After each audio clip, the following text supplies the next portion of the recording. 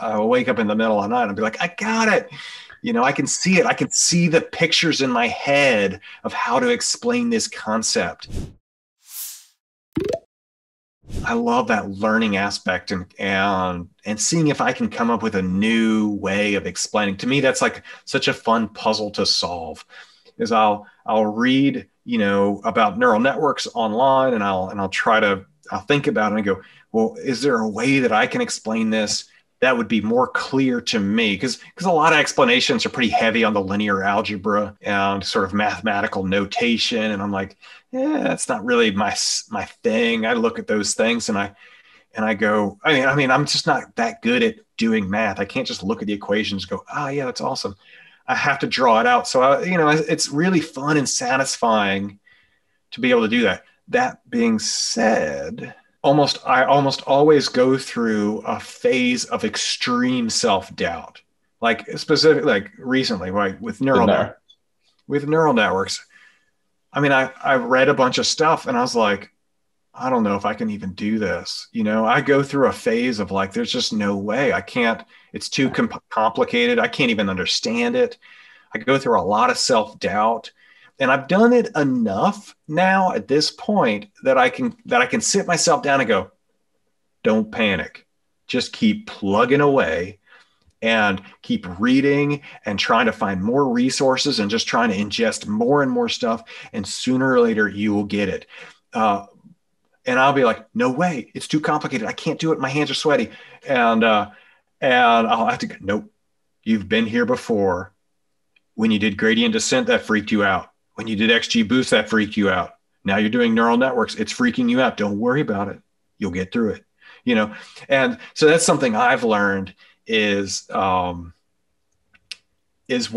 I'm going to go through these cycles of complete, like, I can't do it.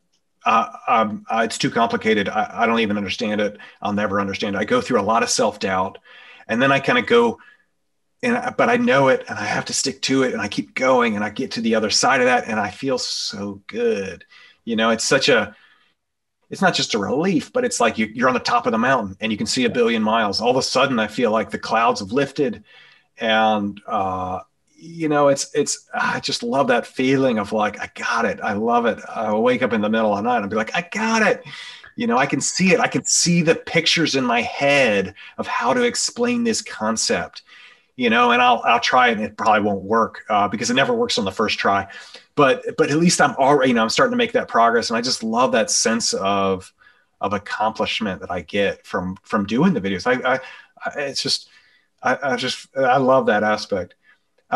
So that's the kind of good and the side. I will say I have learned a few bad things about YouTube, and I'm very fortunate in that my videos get seen by a lot of people, and that's awesome. People like them, they share them. I love that.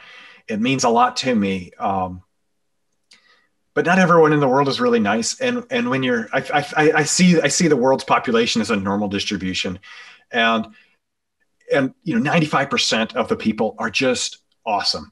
That's all there is to it. They're awesome people. But there's a small, maybe it's even just maybe 99% of the people are awesome. And there's 1% that are just mean and nasty. And when you just talk to a few people on the street, you got your friends or whatever, you don't really meet that many people. So most of the people you meet are in the middle of that distribution, and they're awesome.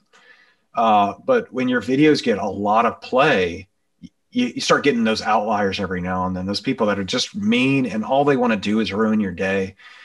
And I'd never really met those people before I started doing YouTube. And it's not like I meet them all the time, but they pop up every now and then. There's people that are full of rage and nothing better to do, I guess, right? Nothing better to do. And just, they've got their problems. And that when I first started to encounter those people, that kind of freaked me out. Like I didn't know that these people have their own problems that they need to work on. And it's not me necessarily. I could be anyone and they'd be just as mean and evil. And so that was a learning thing for me is kind of learning that I shouldn't take you know, a lot of people say nice things on my YouTube channels all the time, and it's great. And I love it. And I love it. It means a lot to me that my videos connect with them and they learn something. I love that. But it got to where I get a lot of positive feedback. You know, everyone's like, yeah, StatQuest is helping me. I just got a job because of StatQuest, or I passed a test because of StatQuest. This is great. This is great. This is great. And then I get one that's like, StatQuest is, you know, It's a plague on the on the math community or something, right? I seriously got some guy who said, you are destroying all that is good about education. That's brutal.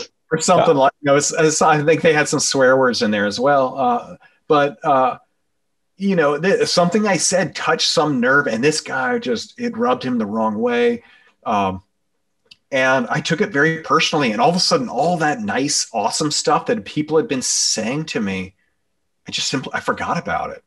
And all I could think about was that one mean thing. And it didn't matter that like it was only one out of you know, 1,000 comments or 2,000. It might have been one out of 10,000 comments that I got this one really mean one. It didn't matter that I get so much positive stuff. All I could think about was that one mean guy that was like, StatQuest is evil and should be shut down, and you should be ashamed of yourself, Starmer. That's and your bread tastes bad, and I hate your songs, and blah blah blah, and no band for you. You know, that kind of thing. You know, all I could think about was the negative, and so I had to learn how to, you know, and it's like one of these things. It seems obvious in hindsight. I shouldn't take it personally, but I did. You know, I didn't know what to do. It was new to me. I'd never put stuff online before, and everything that was happening was new to me. And now I know, yeah, sure, you don't take it personally, and you know, and that person probably has a lot of other problems in their life. Maybe they're in like serious debilitating pain all the time, and it's hard to be in a cheerful mood when you're in serious debilitating pain all the time. I don't know what their situation is. I can't see them. But they probably have some problem that is out of my control and I can't do anything about. So I shouldn't take it personally. And that was the learning thing that I had to grow as a creator. And there's a really great. I like reading books by Neil Stephenson, and he's just my favorite author. I just like rereading his books. That's a great pastime of mine. But he has a great quote. He says, I can think of nothing more debilitating to a creator than worrying that someone out there in the internet might object.